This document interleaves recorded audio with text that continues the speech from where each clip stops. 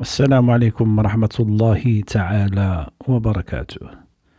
متابعينا الكرام، أهلا وسهلا بكم. كيف حالكم؟ عواشركم مباركة بكل المتمنيات والصحة والسلامة إن شاء الله بحول الله، ورمضان كريم. متابعينا الكرام، الأمور لا تجري في الدنيا على ما نشتهي، لأن الله سبحانه وتعالى جعل لنا في الدنيا كي يمتحننا. هو الذي خلق الموت والحياة ليبلوكم أيكم أحسن عملا. إذن أنت ممتحن في صحتك، ممتحن في أولادك، ممتحن في جيرانك، ممتحن في كسب مالك. وما من مسلم على وجه الأرض إلا وعنده مواد امتحانه، فما وهبك الله إياه هو مواد امتحانك، وما زواه عنك هو مواد امتحانك. فقد تمتحن بالقوة إذا كنت قويا، وقد تمتحن بالمرض إذا كنت مريضا.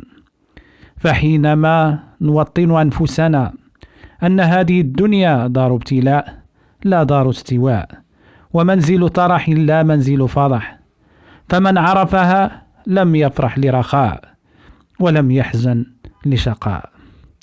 قد جعلها الله دار بلوى، وجعل الآخرة دار عقبة، فجعل بلاء الدنيا لعطاء الآخرة سببا، وجعل عطاء الآخرة من بلوى الدنيا عوضا. فيأخذ ليعطي ويبتلي ليجزي. قد ينجح الإنسان في امتحان الرخاء ولا ينجح في امتحان الشدة. والإنسان حينما تزوي عنه الدنيا، وحينما يضعف، وحينما يبتلى، قد ينقل هذا الابتلاء إلى حد الهوان. وحينما يقوى ويغنى، قد تنقله القوة والغنى إلى حد الطغيان. متابعين الكرام، الإنسان حينما يرى أنه مستغن عن الله بوهمه طبعا يطغى. كلا إن الإنسان لا يطغى أن رآه استغنى، يعني أن رأى نفسه مستغنيا عن الله. إذن حينما تؤمن أن هذه الدنيا دار ابتلاء، تعلم علم اليقين أن الله سبحانه وتعالى أراد أن يمتحنك.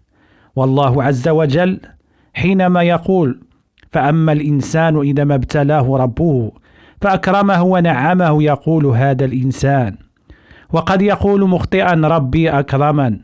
وأما إذا ما ابتلاه فقدر عليه رزقه فيقول: ربي أهانا.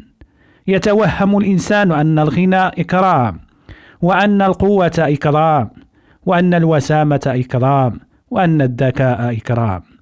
وقد يتوهم أيضا أن الفقر والضعف والمرض ابتلاء وإهانة. فجاء الجواب الإلهي: كلا كلا، أداة رد وليست أداة نفي فقط. كلا يعني يا عبادي ليس عطاء إكراما ولا منع حرمانا، عطاء ابتلاء وحرمان دواء. يقول عليه الصلاة والسلام: ليسترجع أحدكم في كل شيء، يعني ليراجع نفسه، يسأل: أين الخلل؟ أين الذنب؟ أين الخطأ؟ أين التقصير؟ أين المخالفة؟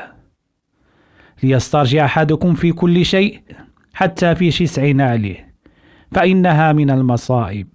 وما من عثرة ولا اختلاج عرق ولا خدش عود إلا بما قدمت أيديكم، وما يعفو الله أكثر.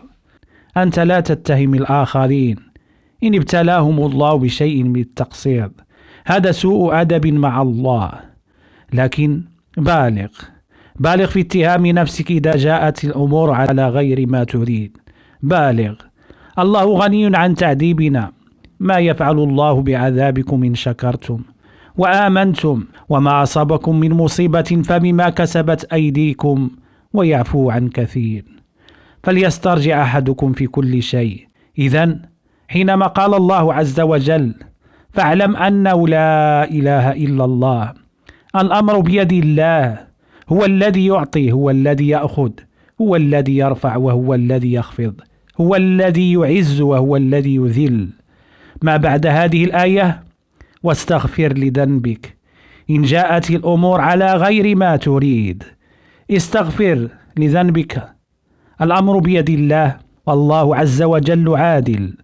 ملخص هذا الكلام: إن جاء الأمر على خلاف ما تشتهي اتهم نفسك. يا عبادي لو أن أولكم وآخركم وإنسكم وجنكم وقفوا على صعيد واحد وسألني كل واحد منكم مسألته ما نقص ذلك من ملكي إلا كما ينقص المخيط إذا غمس في مياه البحر. ذلك لأن عطائي كلام وأخذي كلام، فمن وجد خيرا فليحمد الله، ومن وجد غير ذلك فلا يلومن إلا نفسه. والنبي صلى الله عليه وسلم يخاف، ورأس الحكمة مخافة الله. أعوذ بكلمات الله التامات من غضبه وشر عباده ومن همزات الشياطين وأن يحضرون. قد يأتي غضب الله فجأة، والله عز وجل سياسته مع عباده قد يرخي لهم الحبل فيأكلون ويشربون ويتمتعون ويصخبون ويضحكون ويتنزهون ويتكبرون ويتغطرسون، وفي ثانية واحدة يشد الحبل فإذا هذا الإنسان في قبضة الله. فأعوذ بالله من فجأة نقمتك وتحول عافيتك وجميع سخطك. ولك العتبى حتى ترضى، عند الله أدوية تدع الحليم حيران. هذا يسمى المؤيد القانوني. معظم أهل الأرض يؤمنون بالله بما فيهم إبليس، لكن إبليس ما آمن بالله العظيم، وعامة المسلمين ما آمنوا بالله العظيم. ذكرهم بآلائي كي يعظموني، وذكرهم بنعمائي كي يحبوني، وذكرهم ببلائي كي يخافوني.